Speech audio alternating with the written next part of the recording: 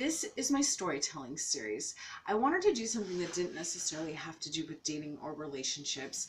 And this is my first story, and we're going to go back to 1991 to the Hollywood Strip. Okay, so at that time, a bunch of my girlfriends, they really wanted to go up there, and they were all into like the hair bands, it's scene. And, we'd go and we'd drink beers and we'd have some cigarettes, and they wanted to talk to all the rockers. And, these guys were like stuffed into their leather pants with the shirts coming down and the jewelry and the rings and the bandana. I mean, it necessarily wasn't really my thing, but it was interesting. I mean, with the music and the clubs and the lights, it was really exciting. So this one time, uh, there was this guy, and my friend and I were walking up the strip, and I'm like, he's cute. So we start talking to him. Anyway, I wanted to go home with him. And, he's like, yeah, it's totally fine. And, my friend's like, no, I'm not leaving you here. And I'm like, no, it's totally okay. And she was like, no. Anyway, she did not want to leave me there. Somehow I convinced her. She left. He lived in the valley, and we didn't live too far from there. So he was like, yeah, I'll totally take you back in the morning. So anyway, later that night we go back to his house. I don't even remember hooking up with the guy. For some reason, I remember going in his room. He went right to bed. I was like, okay. So we get up the next morning, and I'm like, it's kind of awkward, I'm like, so were you gonna take me home? And he was like, hold on. He goes out in the other room, and there's a bunch of guys out there, and something's going down. And he's like, yeah, I can't take you back. And I'm like, huh? Now, this is before cell phones or any of that. So I'm like, you gotta take me home. I don't have a way to get back home. He's like, I'm sorry. I'm leaving with my friends. There's a van coming. I gotta go.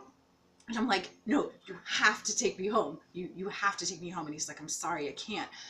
All these guys, there's something going down. I don't know if it's illegal or what. It doesn't sound good. And so he's like, come on, let's go. So we walk outside the house. There's a big van outside the house. And he's like, there's just a bunch of dudes there. And I hear like there's something about they're going to Mexico. It sounds shady. And they're like in a hurry. And one of the guys is like, look, we'll drop you off down the street. That's as far as we can take you. I'm like, no. I gotta go that way. And they're like, sorry. They literally dropped me. I don't even know where in the valley, and just dumped me out of the van, and they just took off. I'm like, I cannot believe this is happening. I didn't have hardly any money on me. I was hungry. I was tired. Again, no cell phones, and I did not know where I was. So I'm thinking, what am I going to do? So I'm like, I can't call my friend because I don't even know her number, who I went out with the night before. I did not want to call my mom because I did not want to get in trouble. And I just was like, I don't know what to do. So I sat there thinking, how am I going to get home? So I had a friend that worked in the valley, and she used to go to Hollywood with us, but her and I had been in a horrible fight. And I'm like, I can't call her. She's mad at me. So I'm like just sitting there for so long, and I'm like, I'm gonna have to call her. So somehow I got the number to where she worked. I had enough change to make the phone call. She answers. I'm like, don't hang up, please don't hang up. Listen, it's me. I'm stuck in the valley. I don't know where I am. I need you to please come get me. And she's like, where are you? I'm like, I have no idea. I'm in the middle of nowhere. I'm so hungry, and get me out of here. So she's like, you have to give me an idea of where you at. Somehow I must have got directions or asked someone or gave her a general idea of where I am. She's like, okay, come get you, but I have to work all day, so you're going to have to sit there all day long. I'm like, you've got to be kidding me. So I waited and sat there. I was so hungry. I think I barely remember I had enough to get a tiny bite to eat. I sat there doing nothing, and I waited all day long in the hot sun in the valley, and there was nothing to do around there. I mean, these guys dropped me off in the middle of nowhere. So she finally picks me up. So happy to see her. We drive back home.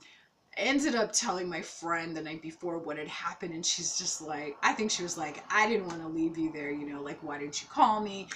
I ended up telling my mom what happened, and she's like, why didn't you call me? I would have come got you. I was like, I just thought you were going to be so mad at me, but that was good to know that she would have got me. So, and anyway, I think my friend and I patched up our fight, and we were friends after that.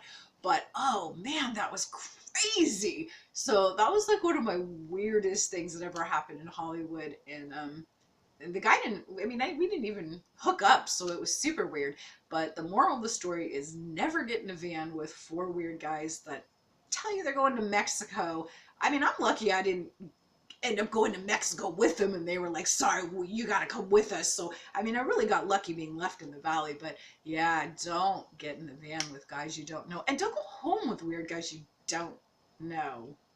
So that's the moral of that story. But that has always stuck in my head because I just thought it was so crazy. So pretty lucky I got home. So anyway, that's my first story of the Hollywood Hollywood strip story. So okay, I hope you enjoyed it. Thanks.